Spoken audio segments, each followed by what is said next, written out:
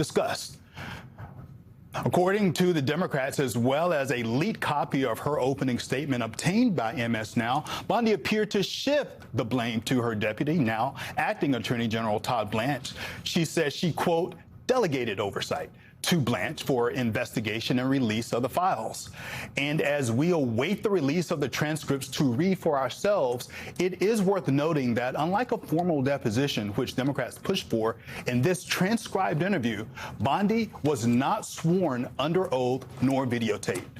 Joining us now is one of the Democratic members of the House Oversight Committee who was in the room with Pam Bondi, Congressman Subramanyam of Virginia. Congressman, welcome. Take us inside the room. Give us some color there. Did we learn anything substantive? Well, in the room, it's important to note that there was Pam Bondi, who was, combative and uncomfortable with the questions we were asking. But then she had chaperones around her. Chaperones paid for with taxpayer dollars. The Assistant Attorney General, the DOJ, other DOJ officials there to jump in whenever we asked questions, particularly about Donald Trump. And so this was kind of the dynamic. Was they were a lot of the Democratic questions were very pointed. They were about, what conversations did you have with the president? What was it like inside the administration? What do you have knowledge of? She didn't want to answer those, and the DOJ would jump in and say, don't answer that. Now, it is standard for DOJ to have attorneys when former DOJ officials are inside the room, but you're saying that they were a little more active than is typical. Am I hearing that right? They were not there to protect the DOJ. They were there to protect the president. What's the difference at this point? At this question. Well, the DOJ is now the president's law firm. That's really how they're operating at this point. They've got his former personal attorney running it right now. She made several references to him, basically saying over and over again, ask Todd Blanche, right? So that was the theme of it, was that, she put the onus on Kash Patel and Todd Blanche over and over again, or she had a very fuzzy memory of stuff that happened very recently all of a sudden. And so those are the two themes of the way she was answering. I think we counted over 100 times where she said that she couldn't recall or she didn't know. I have a fuzzy memory too, but I don't want nobody to know what I'm thinking. Right. The ask a Todd Blanche question, right? Or her answer to that. You guys want to ask Todd Blanche. You want to ask Kash Patel, the FBI director. It sounds like you guys are going to be working on subpoenaing them to come in front of Congress, in front of your committee, and do the same thing that she did. Yeah, absolutely. And, the way we got Pam Bondi in the first place was by Republicans making the motion. And so there's 4 or 5 Republicans over there on the Oversight Committee who have an axe to grind when it comes to this Epstein investigation. And so we're hoping that they'll join us again when it comes to Kash Patel and when it comes to other officials like Todd Blanche. Sorry, I was just about to say, but James Comer, who leads your committee, where is he at on this? Well, he's running for governor, and he wants Trump to endorse him, and so he's going to do whatever the Trump administration says, right? So that's the real. So even if we get a formal deposition, sworn deposition in the subpoena, and that is successful, just like with Pam Bondi, he's going to have them come in for a voluntary interview where they can decline to answer questions the way Pam Bondi did, and he's going to try to short circuit that entire process. But I just want to.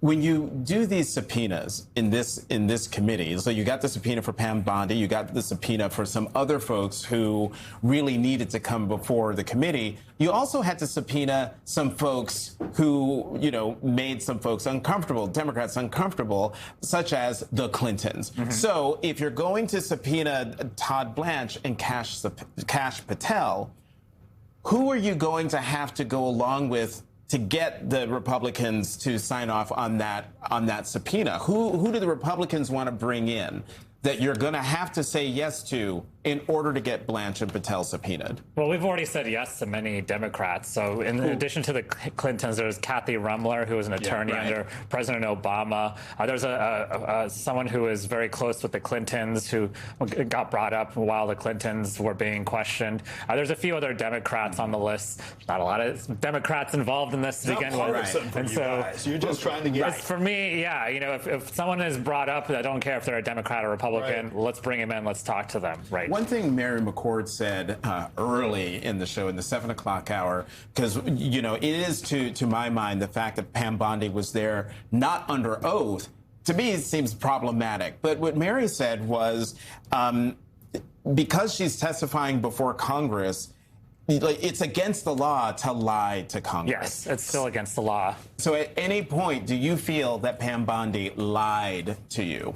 If you think that saying that I don't know or I don't remember when she did remember and she did know is lying, then yes, I think she lied to us several times. If, she didn't say anything to us that was not true, though, in the sense that she worded her answers carefully. She's a lawyer, right?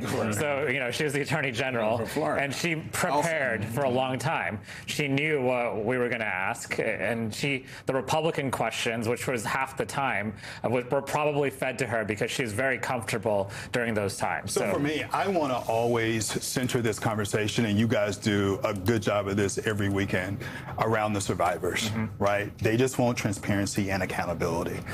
What did she say about the survivors in the room? I'm sure you guys asked her. I asked her myself, and I asked her a couple questions. One, did you ever meet with the survivors? And she said she only met with a lawyer and then one random survivor that she referred to the FBI. And then I asked, why wouldn't she meet with the survivors? And she seemed to indicate that she didn't think it was appropriate to meet with them for some reason. I don't know why, but she felt that way. And then I asked her about all the requests the survivors have made. Like, can we get the witness statements that were from years ago? They haven't been in the files released. Can we get at least our own stuff? And she said she didn't even know about that request, even though it was made very public. The DOJ had to have known about that. She said she doesn't recall getting that request. So let's drill down on that, and I don't know how much time we have left, maybe 90 seconds or so. The FBI witness statements, that's really the meat of all investigative material, right? That the main justice has, that the FBI has. Can you talk a little bit about why that is so important that why have y'all asked for that, and why are you so adamant about getting those FBI witness statements? Yeah, I wanted the FBI witness statements. I also wanted the draft memos that the investigators were doing and the prosecutors were doing. Yeah. And it's important because those things were buried in order to protect Jeffrey Epstein ultimately, right? But those are the things that name names, that talk about the operation and all the results of the investigation. And what Pam Bondi was essentially saying was, all that stuff is privileged. But the Epstein Transparency Act said that even if it's civilly privileged, you still have to turn it over to us. Right. And so she essentially admitted that she's violating that law. And so that's the justification for withholding all these really important documents, the stuff that we really wanted to see. I want to shift a little bit because you are an oversight, so I imagine you guys will have questions about this too. Howard Lutnick, who's the Commerce Secretary, donated $5 million to House Republicans before Epstein testimony.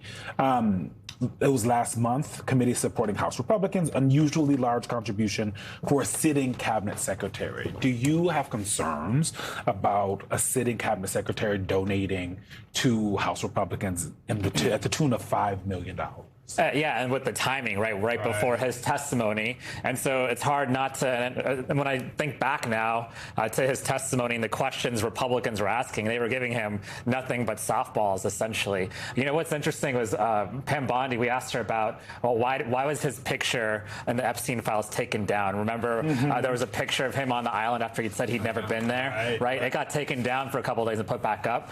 She said, oh, we thought it was AI, so that's why we took it down. Can you believe that? Right. That was the kind of stuff she was telling us, and I can't wait for the transcript to come out. When is it coming out?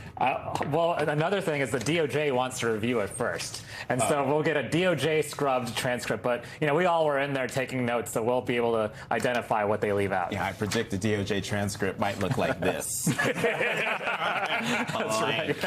Congressman Subramanyam of Virginia, thank you very much as always for coming to the weekend. Coming up, inside the tense protests erupting outside a federal immigration detention center in New Jersey, and how Democratic Governor Mikey Sherrill is creating the blueprint for other blue state executives to resist